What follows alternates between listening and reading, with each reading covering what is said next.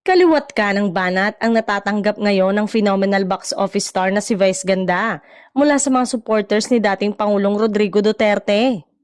Ito'y matapos umanong patutsadahan ng TV host comedian si Duterte sa naganap na Super Divas concert nila ni Asia Songbird Regine Velasquez sa Araneta Coliseum.